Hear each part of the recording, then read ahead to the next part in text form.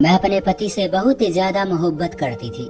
हमारी जिंदगी बहुत ज्यादा खूबसूरत थी। मैं उसके साथ बहुत खुश थी, पर वो एक दिन मुझे छोड़कर चला गया और मेरी जिंदगी में सब बदल सा गया। मैं अकेली हो गई और उसकी याद में दिन रात रोने लगी। मुझे पता था कि जहाँ वो गया है वहाँ से कोई वापस नहीं आता, पर एक दिन अपने घर में एक कमरे में मैंने उसे देखा। मैं हैरान रह गई और जब बाकी लोगों को बताया तो किसी ने मेरा यकीन नहीं किया। लेकिन फिर मुझे मेरे पति ने भी ऐसी बात बताई कि मैं भी वो राज सबसे छुपाने पर मजबूर हो गई। मेरा नाम सुमन है। मैं बहुत ही ज्यादा खूबसूरत थी। अपने मोहल्ले की सबसे ज्यादा खूबसूरत लड़की थी मैं, लेकिन मुझे कभी भी कोई दूसरा मर्द पसंद नहीं आया। मेरी माँ कहती थी कि जब तक मेरी बेटी नहीं कहेगी मैंने इसकी शादी नहीं करवानी है। मेरी माँ ने मुझे ये भी कहा था कि अगर तेरी जिंदगी में कोई है या तुझे कोई पसंद है तो तू मुझे बता सकती है। मेरा मसला ये था कि मुझे कोई पसंद ही नहीं आता था, पर न जाने उस आदमी में क्या था कि मैं उसकी तरफ खींची चली गई थी। उसका नाम सुरेश था। वो हमारे ही मोहल्ले में रहता था, मेरी उम्र का था और देखने में भी अच्छी शक्ल और सूरत का लगता था। ऐसा नहीं था कि वो मुझसे ज्यादा खूबसूरत था, लेकिन मेरे साथ खड़ा हुआ बुरा नहीं लगता। वो काफी समय से मुझ तक पहुंचने की कोशिश कर रहा था। कभी मोहल्ले की किसी शादी में, कभी मेरी किसी सहेली के हाथ, और कभी यूं ही इशारों में वो मुझ तक ये बात पहुंचा चुका था कि वो मुझसे बहुत मोहब्बत करता है। लेकिन ये तो मोहल्ले का हर लड़का ही कहता था, क्योंकि वो मुझसे शादी करना चाहता था। इसलिए मैंने उसकी बात पर यकीन नहीं किया। उसने हमारे घर रिश्ता भेजा और उससे पहले कि मैं इनकार करती, मेरे घर वालों ने ही इनकार कर दिया। मुझे भी उस इनकार से कोई मतलब नहीं था, क्योंकि मुझे वो व्यक्ति पसंद नहीं था। मुझे पता था कि वो मुझे दीवानों की तरह चाहता है। कुछ दिन के बाद मेरे लिए एक रिश्ता आया और मेरी माँ ने यहाँ बात पक्की कर दी। मुझे भी इस रिश्ते से कोई मसला नहीं था, लेकिन मेरी शादी की तारीख जैसे ही पक्की हुई मुझे एक खत मिला। ये खत सुरेश ने मेरी एक सहेली के हाथ पहुँचाया था। उसने कहा कि मैं तुमसे बहुत मोहब्बत करता हूँ और अपनी जान लेना चाहता हूँ। उसने ये खत तुम्हारे लिए भेजा है। ये उसका आखिरी खत है। मैं हैरान तो थी, पर मुझे कोई परवाह नहीं थी। अगर मेरी वजह से कोई मरता है तो मर जाए, मैं क्या करूं? उसने कहा कि वो कह रहा था कि तुम आखिरी दफा पढ़ लो तो तुम्हारी बड़ी कृपा होगी। मैंने वो खत पकड़ लिया और जब उसे कमरे में जाकर पढ़ा तो मेरी आंखों से आंसू आ गए, क्योंकि उस खत को पढ़कर मुझे इस बात का अंदाजा हो गया कि ये व्यक्ति तो वाकई मुझसे बहुत मोहब्बत करता है। मैंने फौरन संदेश पहुंचाया कि वो अपनी जान नहीं ले। मेरी शादी में 1 महीना था और इस 1 महीने के अंदर मुझे सुरेश से मोहब्बत हो गई और हम लोग एक दूसरे के दीवाने हो गए। हमने सोच लिया था कि हम एक दूसरे से शादी करेंगे। फिर मैंने भी कह दिया था कि मैं इस रिश्ते से इनकार कर दूंगी। जब मैंने ये बात अपनी माँ से कही तो मेरी माँ ने थोड़ा सा गुस्सा किया, लेकिन मैंने याद दिलाया कि आप तो मुझे कहती थी कि आप मेरी शादी उस व्यक्ति से करवाएंगी जिससे मेरी मर्जी होगी, और ये व्यक्ति तो मुझसे मोहब्बत करता है। मेरी माँ को इसी बात का मसला था कि ये लोग बिल्कुल भी अच्छे नहीं थे। उनकी जॉइंट फैमिली थी, ज्यादा अमीर भी नहीं थे, इसलिए मेरी माँ ने इनकार किया था। लेकिन अब जब इनको ये पता चल गया कि मैं खुद ही यहाँ शादी करना चाहती हूँ तो वो क्या कर सकती थी। उन्होंने किसी तरह मामला संभाल लिया। मेरे बाबा इस दुनिया में नहीं थे। मेरी माँ उनका कारोबार संभालती थी। मेरी माँ ने मुझे माँ और बाप दोनों बनकर पाला था। मैंने उनको सिर्फ इतना कहा कि मेरी खुशी यहाँ पर है, तो उन्होंने कहा कि अगर तुम्हारी खुशी है तो मैं कुछ नहीं कर सकती। उन्होंने मेरी शादी करवा दी। जब मेरी शादी सुरेश से हुई तो ये मेरी जिंदगी का सबसे खूबसूरत दिन था। वो वाकई मुझसे बहुत ज्यादा मोहब्बत करता था। वो कहता था कि तुमसे इतनी मोहब्बत करता हूँ कि अगर मैं मर भी जाऊं और तुम मुझे आवाज दो तो मैं मौत के मुंह से भी वापस आ जाऊंगा। कहते हैं कि जो मर्द अच्छी अच्छी बातें कर सकता है औरत उसकी दीवानी हो जाती है, और इस मामले में सुरेश बहुत ही ज्यादा अच्छा था। उसे मोहब्बत भरी बातें करना आती थी। इस घर में मेरी ननंद भी थी जिसका नाम अनन्या था। ये बहुत ही ज्यादा अजीब तरह की लड़की थी। उसे बस हमेशा शादी और कपड़े जूतों की बातें करने का शौक था। ये मुझसे उल्टे सीधे सवाल भी पूछा करती थी। मुझे पहले पता चल गया था कि ये किस किस्म की लड़की है, इसलिए मुझे भी इसको हैंडल करना आता था। इसने पूरे घर को सर पर उठाया हुआ था। इस घर में मेरे पति के 2 भाई भी रहते थे, उनकी भी शादी हो चुकी थी। ये सबके साथ उनके मुंह पर उनकी बन जाती थी और फिर पीठ पीछे बुराई करती थी। मुझे बिल्कुल अच्छी नहीं लगती थी। मेरे पति के खानदान में कोई भी इतना ज्यादा खूबसूरत नहीं था, इसलिए थोड़ी बहुत खूबसूरत थी तो इसको ये हजम नहीं हो रही थी, और इसे अपने ऊपर बहुत ही ज्यादा गुरूर था। पूरा दिन अपने आप को सजाने संवारने में ही लगा देती थी, पर सुरेश को इससे बड़ी मोहब्बत थी। क्योंकि ये उसकी छोटी बहन थी। वो इसका बहुत एहसास करता था। सुरेश का काम ऐसा था कि वो ज्यादातर वक्त घर से बाहर रहता था, इसलिए मैं वक्त गुजारने के लिए अनन्या की बातें सुन लेती थी। क्योंकि एक तो ये बोलती थी तो बोलती ही चली जाती थी। मेरी सास भी कहती थी कि पूरे खानदान की सबसे शौक और चंचल लड़की है ये। उस पूरे घर में सिर्फ मेरी और मेरे पति की पसंद की शादी थी। बाकी ये सब लोग भी हमसे जलते थे। मुझे भी डर लगता था कि कहीं नजर न लग जाए। मेरा पति कहता था कि ऐसा कुछ नहीं होता। अभी हमारी शादी को 8 महीने ही हुए थे कि एक दिन मैंने अपने पति को कहा कि वापस जल्दी आ जाए, आज हम कहीं खाना खाने चलेंगे। लेकिन वो घर नहीं आया, उसका नंबर भी बंद था। मैं बहुत परेशान हो गई, यहाँ तक कि रात के 12 बजे के बाद घर वालों को भी बता दिया। वो भी परेशान हो गए। उसके दोनों भाई उसे तलाश करना शुरू हो गए। पुलिस में रिपोर्ट करवा दी और थोड़ी देर के बाद पता चला कि मेरा पति इस दुनिया से जा चुका है, क्योंकि उसका एक्सीडेंट हो गया। ये गम मेरे लिए ऐसा ही था कि जैसे मैं भी साथ मर गई हूँ। लेकिन फिर मुझे सांस लेना है, जैसे मेरे अंदर दिल नहीं है, लेकिन मुझे जिंदा रहने की एक्टिंग करनी है। मैं बहुत ज्यादा परेशान थी, अपनी जान लेने की कोशिश की, लेकिन उन लोगों ने मुझे बचा लिया। मेरी माँ ने भी मेरा बहुत साथ दिया और उसने कहा कि तुम यहाँ क्या करोगी, हमारे साथ वापस चलो। उसूल भी यही था कि मुझे वापस चले जाना चाहिए था, लेकिन मैं वापस नहीं जाना चाहती थी। इस घर में, इस कमरे से यहाँ मेरे पति की यादें बसी हुई थी। हमारी यादें, हमारे मोहब्बत भरे लम्हे थे यहाँ। मेरी माँ को ये बातें बिल्कुल भी स्वीकार नहीं थी, क्योंकि अभी मेरी उम्र ही क्या थी।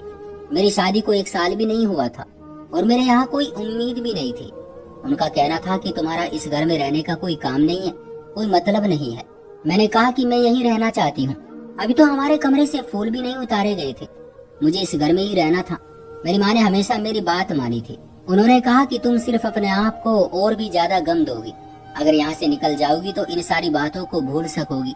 लेकिन मैं कैसे भूल सकती थी उस व्यक्ति को जिससे मैंने मोहब्बत की थी। और सबसे बड़ी बात तो ये थी कि उसने मुझसे मोहब्बत की थी। मुझे वो इसलिए अच्छा लगता था क्योंकि वो मुझसे मोहब्बत करता था। मेरी माँ ने कहा कि ठीक है, अगर तुम यहाँ पर रहना चाहती हो तो रहो, जब तुम्हारा दिल हल्का हो जाए तो वापस आ जाना। वो यही कह रही थी कि सारी जिंदगी तुम्हें यहाँ नहीं रहना। मैं भी शायद सारी जिंदगी यहाँ पर नहीं रहने वाली थी, लेकिन अभी यहाँ से जाने का ख्याल भी मुझे तंग कर रहा था, इसलिए मैं वहीं पर रहने लगी। कुछ ही दिन बाद मैंने देखा कि मेरी ननंद मेरे पति के सारे कपड़े उठाकर कहीं जा रही थी। मैंने कहा कि ये क्या कर रही हो, तो उसने कहा मम्मी ने कहा है कि इन कपड़ों को गरीबों में दान कर दिया जाए। मेरे पति को कपड़े जूते पहनने और खरीदने का बहुत शौक था। उसने कलेक्शन बनाया हुआ था। वो बहुत ही ज्यादा कपड़ों का शौकीन था। मैंने उसे कहा कि ऐसा नहीं करो। मैंने रोना शुरू कर दिया। उसने कहा कि भाभी, अगर आपने निशानी के तौर पर भाई की कोई चीज रखनी है तो आप रख ले, लेकिन इतने सारे कपड़ों का क्या करेंगे, फेंकने से अच्छा है किसी के काम आ जाएंगे। मैंने अपने पति का वो सूट रख लिया जिसमें मैंने उनको पहले दिन देखा था, लेकिन मैं यही चाह रही थी कि वो चीजें यहाँ से ना लेकर जाए। और उसकी बात भी ठीक थी। मैंने कहा कि ठीक है, ले जाओ। और वो सारे कपड़े अपने कॉलेज में ले गई, क्योंकि उनके कॉलेज में बाढ़ पीड़ित गांव वालों के लिए चीजें जमा की जा रही थी। जब वो कपड़े ले गई तो दूसरी चीजें भी साथ ही ले गई, जैसे कि जूते, परफ्यूम, घड़ी इत्यादि। सब कुछ उस कमरे से चला गया था। कुछ दिन बाद मेरी सास ने कहा कि तुमने अपना दहेज का सामान अगर वापस भेजना है तो भेज दो, तुम्हारा सामान बिल्कुल नया है। अगर तुम मेरी बेटी के लिए रख दो तो तुम्हारी बड़ी कृपा होगी। हमारे घर में किसी चीज की कमी नहीं थी।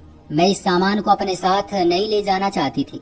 मैंने सोचा कि अगर मेरा पति जिंदा होता और मैं उससे इस बात का मशवरा करती तो वो जरूर यही कहता कि ये सामान मेरी बहन को दे दो। इसलिए मैंने अपनी सास को कहा कि आप ये सामान ले जाएं, सिवाय हमारे बेड के। मेरे ससुराल वालों का मेरे साथ व्यवहार अच्छा था। वो लोग भी मुझे तसल्ली देते थे। कभी कभी हम साथ बैठकर एक दूसरे को तसल्ली देते, मेरे पति की बातें करते और रोना शुरू कर देते। एक दिन इसी तरह मैं वापस अपने कमरे में जा रही थी, जब घर के लॉन में मैंने कुछ देखा और मेरे कदमों तले से जमीन निकल गई। मैंने देखा कि मेरा पति सामने खड़ा है, उसका मुंह दूसरी तरफ था, लेकिन ये तो मेरा पति था। मैं पागलों की तरह उसकी तरफ भागने लगी, लेकिन वो वहां से चला गया। मैंने चीखना चिल्लाना शुरू कर दिया और ये सब कुछ अपनी सास और घर वालों को बताया। उन्होंने भी रोना शुरू कर दिया। उन्होंने कहा कि तुम्हें वहम हो रहा है बेटा, और इस तरह नहीं होता। वो तो इस दुनिया से चला गया, वापस कहाँ से आएगा। मैंने कहा कि मैंने अपनी आंखों से देखा है, और जब उसे पता चला कि उसके करीब आ रही है तो वहां से भाग गया था। उसने वही कपड़े पहन रखे थे। वो सुरेश था। मैं बुरी तरह से चिल्ला रही थी और सब मुझे अजीब सी दर्द भरी निगाहों से देख रहे थे। या फिर शायद मुझे ही वहम हुआ था, इसलिए मैं वापस अपने कमरे में आ गई। लेकिन मैंने अपने पति को इसी तरह देखा था कि जैसे वो मेरे सामने खड़ा होता था। मुझे तो ये बिल्कुल भी वहम नहीं लगा था, लेकिन वो वापस कैसे आ सकता था। एक हफ्ता इसी तरह गुजर गया, जब एक दिन अचानक मैंने फिर से अपने पति को देखा। इस दफा तो वो लॉन में बैठा था, और जब मैं उसके पास गई, उसको पकड़ना चाहा, उसके पीछे जाना चाहा, तो वो फिर से भाग उठा। और इस दफा मेरा हाथ उसके कांधे से भी टकरा था। ये मेरा वहम नहीं था, वो वाकई मेरा पति था। पर मुझे देखकर भाग क्यों रहा था? इस दफा भी मैंने ये बात घर वालों को बताई, और ये भी बताया कि मैंने उसके कांधे पर हाथ रखा था और वो मुझे महसूस हुआ था। ये बात सुनकर के घर वाले काफी परेशान हो गए। उन्होंने कहा कि ये लड़की पागल हो गई है, और या फिर ये इसको वहम हो रहे हैं। मेरी ननंद ने मुझे तसल्ली दी और उसने कहा कि भाभी ऐसा कुछ भी नहीं है। उसने मुझे बहुत तसल्ली दी। वो आजकल मेरा बहुत ख्याल रखती थी। घर वाले मेरी किसी बात का यकीन नहीं कर रहे थे, लेकिन मुझे पता था कि मेरा पति मुझसे मिलने आ रहा था। वो मुझसे इतनी मोहब्बत करता था। उसने कहा था कि अगर कभी मैं इस दुनिया से चला गया तो भी तुम्हारे लिए वापस आ जाऊंगा। शायद वो अपना वादा निभा रहा था। मेरी माँ ने मुझे फोन किया और कहा कि अब तुम वापस आ जाओ, लेकिन मैं ये सोचकर वापस नहीं जाना चाहती थी कि हो सकता है वहाँ पर मेरा पति मुझसे मिलने के लिए न आए। मैंने जाने से इनकार कर दिया। मेरी माँ बहुत परेशान थी, क्योंकि जाहिर है कि मैं उनकी इकलौती औलाद थी और यहाँ पर बैठकर अपनी जिंदगी बर्बाद कर रही थी। लेकिन फिलहाल मैं उनको कुछ समझा नहीं सकती थी। एक दिन तो हद ही हो गई। मैंने अपने पति को फिर से देखा, लेकिन इस दफा भी वो भाग गया, और जब वहां से चला गया तो जमीन पर एक खत पड़ा था। मेरा दिल तेजी से धड़कने लगा। मैं हैरान थी, मेरे हाथ कांप रहे थे। उस खत के अंदर लिखा था कि मैं चाहता हूँ कि तुम मेरा एक काम करो, और उसके मुताबिक मेरा पति मेरे लिए ये पैगाम छोड़कर गया था कि मैं अपनी सारी कीमती चीजें उसकी बहन को दे दूं। मुझे याद है कि वो अपनी बहन से बहुत मोहब्बत करता था। अपने पति की बात मैं कैसे टाल सकती थी? मैंने ऐसा ही किया, और मेरे पास जो भी कीमती चीजें बची थी, जैसे कि मेरे जेवर, मेरा आईफोन और कुछ कीमती जोड़े, वो सब कुछ मैंने अपनी ननंद को दे दिया। वो हैरान हो गई कि ये सब कुछ आपने मुझे क्यों दे दिया है? तो मैंने कहा कि तुम्हारा भाई मुझसे मिलने आया था, उसने ऐसा कहा है। मेरी ननंद चीजें नहीं ले रही थी, और मैंने उसे कहा कि ये तुम्हारे भाई का आदेश है, इसलिए तुम ले लो। दिन इसी तरह गुजरने लगे। एक दिन कुछ ऐसा हुआ कि मैं वाकई हैरान रह गई। सुरेश पहले तो मुझे सिर्फ बाहर मिलता था, लेकिन अब वो मेरे कमरे में खड़ा था, पर वो मुझे अपनी शक्ल नहीं दिखा रहा था। मैं उसे उसके कपड़ों से पहचान गई थी। मैंने रोना शुरू कर दिया और उससे खूब दिल की बातें की, लेकिन वो जवाब में नहीं बोल रहा था। मैंने कहा कि तुम बोलते क्यों नहीं हो? तो उसने सिर्फ सर हिलाया। मैंने कहा कि काश मैं तुम्हारी आवाज सुन सकती। उसने फिर से एक कागज एक साइड पर रख दिया और वहां से चला गया। मुझे इस बात की खुशी थी कि कम से कम वो मुझसे कागज पर लिखकर तो बात कर सकता था। इस दफा कागज में लिखा था कि ये बात किसी को भी मत बताओ कि मैं तुमसे मिलने के लिए आता हूँ। देखो, मेरी माँ बहुत परेशान है। उन्होंने मेरी बहन का रिश्ता तय कर दिया है, लेकिन वो लोग बहुत ज्यादा दहेज मांग रहे हैं। तुम्हें याद है, मैंने अपने हिस्से का एक प्लॉट तुम्हारे नाम किया था। मेरे पास बस यही प्लॉट था, और मैंने मेरे घर वालों को भी नहीं बताया था। मेरा पति शादी से पहले परदेश रहकर आया था। उन पैसों से उसने अपने लिए एक छोटा सा प्लॉट ले लिया था, जो मेरे नाम कर दिया। मैं चाहता हूँ कि तुम वो वापस मम्मी के नाम कर दो, ताकि उसे बेचकर वो मेरी बहन की शादी कर सके। मैंने दिल में सोचा कि अब वैसे भी मैं उसका क्या करूंगी। हमने तो सोचा था कि इस जमीन पर हम लोग अपने ख्वाबों का आशियाना बनाएंगे, लेकिन अब जब मेरा पति इस दुनिया से चला गया था तो मैं उसका क्या करती। मैंने अगले दिन उसकी रजिस्ट्री अपनी सास के नाम करवा दी थी। वो भी बहुत खुश हो गई और मेरा भी दिल संतुष्ट हो गया। इंसान जिससे मोहब्बत करता है, उससे जुड़े लोगों से भी उसे मोहब्बत हो जाती है। इसलिए मैं बहुत खुश हुई। मैंने अपनी ननंद को बताया कि तुम्हारा भाई मुझसे मिलने के लिए आता है।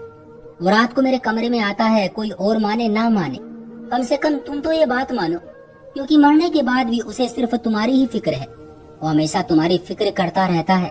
तुम्हारे लिए सब कुछ किया है उसने। उसने कहा कि वो भाई कैसे हो सकते हैं। उसने कहा कि वो भाई कैसे हो सकते हैं। मैंने उसे कहा कि अगर यकीन नहीं होता तो एक रात मेरे साथ मेरे कमरे में गुजार लो, क्योंकि मेरे कमरे से लॉन बिल्कुल साफ नजर आता है और वहाँ लॉन में दरवाजा भी खुलता था। वो इस बात के लिए तैयार नहीं थी और वो ये सब नहीं करना चाहती थी।